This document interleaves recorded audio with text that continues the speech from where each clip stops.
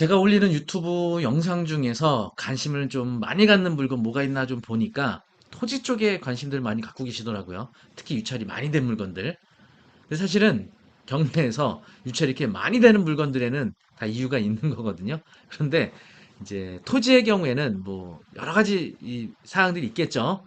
뭐 개발이 가능한 경우, 가능하지 않은 경우, 또 뭐 분묘 여부, 또 기타 뭐 이런 것들이 있는데 오늘 좀 소개해드릴 물건은요. 여주에 있는 임야인데 감정 가격이 27억 5,400입니다.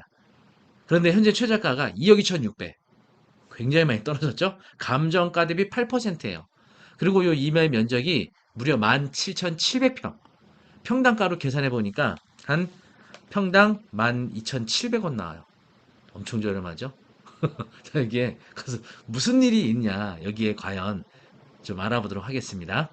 사건 번호 여주 2022 타경 4491 여주시 대시면 하림리라는 곳에 있는 네, 임야고요.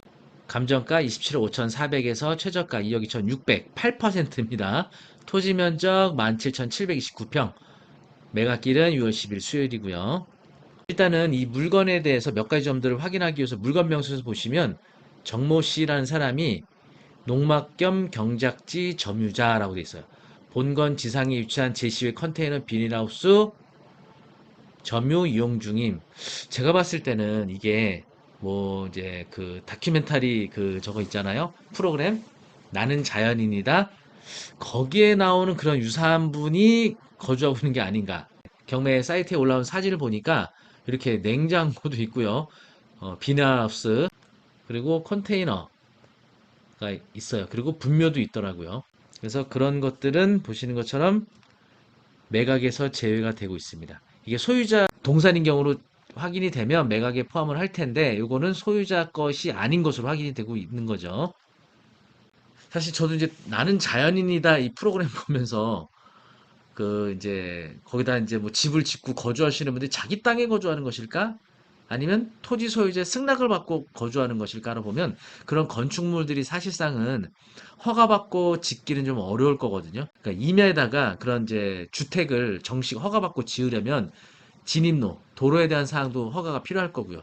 또 용도 지역에 따라 이게 임업용 산지냐 아니면 준보전 산지냐 뭐 경사도 뭐 이런 것들이 다 가말이 돼서 허가가 되는 건데 제가 봤을 때는 그런 요건을 갖춰서 건축은 했다고 보진 않거든요.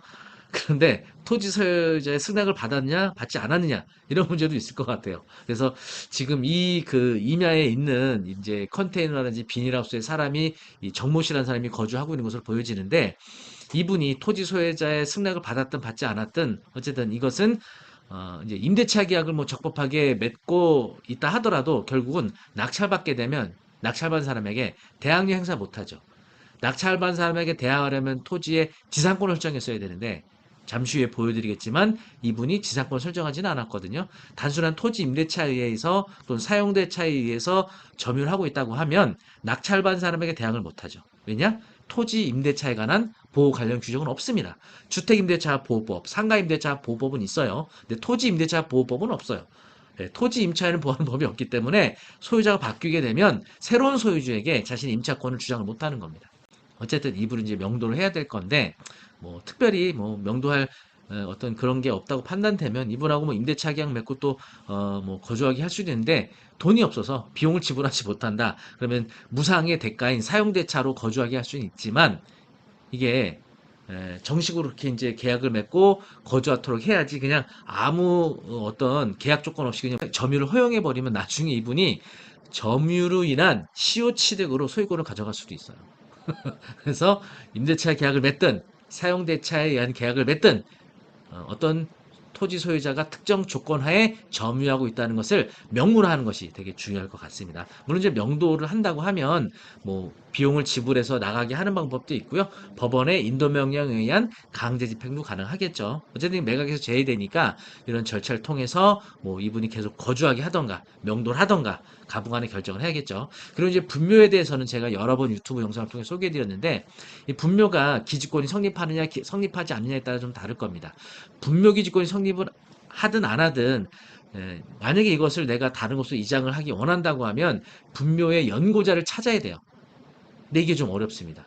이제 가서 보시면 이제 한식이라든지 또는 추석을 앞두고 벌초를 하러 올 거란 말이에요. 벌초를 하러 오는 게 일주일 전에 오느냐, 2주 전에 오느냐, 한 달 전에 오느냐, 이것도 확실하게 어려우니까 이제 이쪽 진입로를 울타리를 치고 거기다가 이제 내 연락처를 한다든지 아니면 그냥 단순하게 안내 표지판 하나 현수막 같은 거 해놓고 이제 연고자를 찾는 방법도 있는데 연고자가 연락이 안 오는 경우도 있겠죠? 예, 그러면 이거 사실 되게 어려워져요. 비석도 없고 연고자를 알 수 없는 경우에는 근데 아까 분묘 상태를 보면 벌초를 지금 하고 있는 거거든요. 그럼 연고자가 추석 때 한식 때는 아마 올 겁니다. 그때 전에 이렇게 현수막 같은 거 분묘 연고자분은 저에게 낙찰받은 사람이니까 연락을 좀 주십시오 하면 연락이 올 가능성이 있고요. 이걸 이장하는 뭐 사실은 비용을 좀 협의해서 이장하는 방법도 있을 겁니다. 이게 협의가 안 된다. 그러면 분묘기지권 성립 여부에 따라 다를 겁니다. 분묘기지권이 성립이 안 되면 법원의 절차를 통해서 강제로 이장하는 방법도 있을 거고요. 분묘기지권이 성립을 하면 강제로 이장하는 건 안 되죠. 다만 분묘기지권 연고자에게 지료 청구가 가능하다는 대법원 판례가 있었거든요. 그래서 그거에 따라 분묘기지권에 대한 지료 청구 그리고 지료를 미납하게 되면 이에 따라서 또 분묘기지권 성립이 이제 소멸하게 되고요. 이에 관해서 또 강제로 이장하는 절차를 밟게 되는데 상당히 시간이나 이런 것들이 오래 지연이 되겠죠. 근데 굳이 뭐 이게 많은 기수도 아니고 딱 2기 정도면 그냥 거기서 분묘기지권을 행사하도록 그냥 허용하는 것도 생각해 볼 수가 있겠죠. 자, 이런 문제도 있었고요. 또 하나는 물건명세서에 지상권이 설정된 게 하나 있거든요. 보도록 하겠습니다. 물건명세서 보시면 등기된 부동산에 관한 권리 가처분으로 그 매각으로 그 효력이 소멸하지 아니한 것 하고서 구분 이상권 설정 등기 말소되지 않고 매수인 인수함 돼 있어요. 뭔지 한번 볼까요? 등기부등본에 보시면 지상권이 있는데 자세한 내용은 여기 보시면은 송전선이 통과는 2490제곱미터 지표면에 상공 12m에서 65m까지 공중공간 존속기간은 토지 사용일로부터 전기공작물의 존속기간까지 지료는 금 1146만 6,450원 일시 지급 지상권자 한국전력공사 그래서 1100만 원가량을 이제 지급을 한 겁니다. 토지 소유자한테. 그래서 물건 위치 보시면 이제 여기거든요. 여주시청 여기 있고요. 이렇게 뭐 차로 한 20분 정도 가야 될 것 같고요. 보시면 그냥 이렇게 이제 임야입니다. 임야인데 보시면 이렇게 고압선이 이렇게 지나가잖아요. 지금. 그렇죠? 그래서 로드뷰 한번 보시면 바로 이 고압선 있죠? 그리고 이 고압선.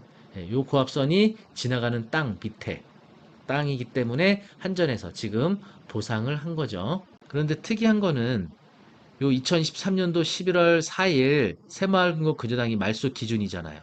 그죠? 말소 기준인데 지상권은 후순이란 말이에요.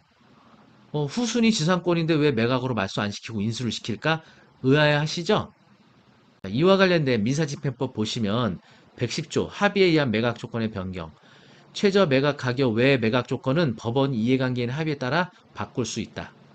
그리고 직권에 의한 매각 조건 변경도 있습니다. 거래 실상 반영하거나 경매 절차 효율적으로 진행하기 위하여 필요한 경우에 법원은 배당 요구 종이까지 매각 조건 바꾸거나 새로운 매각 조건 설정을 할 수 있다. 이렇게 돼 있어요.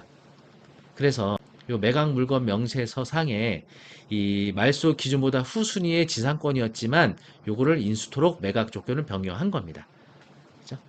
자, 그렇게 한 이유는 한전에서 이 고압선 때문에 지상권 설정했는데 매각으로 만약에 말소돼요. 그러면 낙찰받은 사람이 또다시 한전을 상대로 고압선 지나가는 것 지료 청구한단 말이에요. 그러면 낙찰받은 사람한테 또 줘야 돼요.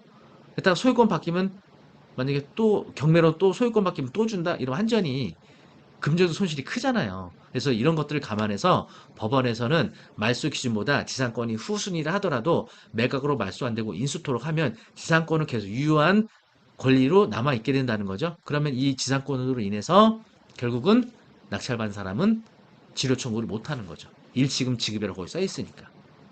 이런 사유로 법원에서는 매각 조건을 변경한 것으로 보여지는 거죠. 네, 오늘 이렇게 이제 여주에 있는 임야를 한번 소개해 드렸는데 뭐 다양한 이유들이 있는 거죠. 그래서 뭐 나도 임야를 뭐 이제 보니까 경사도 그렇게 심하지 않고 거기서 이렇게 컨테이너나 이렇게 뭐 비닐하우스 정도로 뭔가 이게 특히 또 임업용 산지거든요. 그래서 여기 살 수 있는 것들이 거의 없어요. 그래서 뭐 임업을 하기 위한 이런 이제 간단한 농막 정도는 아마 사용할 수 있을 것 같아 보이는데 자, 이런 거를 유찰이 굉장히 많이 돼 있다 하더라도 뭐 기존의 비닐하우스 컨테이너 이걸 이제 해결하는 문제, 분묘 그리고 이제 고압선에 관한 거 이걸 감안을 해서 낚시를 받아야 될 것 같습니다. 아마도 제 생각에는 고압선이 지나가는 그 밑에 있는 임야라서 유찰이 좀 많이 되고 있는 것 같아요. 그래서 경매 투자에 있어서는 이제 권리관계에 대한 거, 또 각종 이게 공법과 관련된 사항들 이런 입지 조건을 잘 확인을 하셔야 되거든요. 그래서 경매를 좀 초보자분들도 쉽게 배울 수 있도록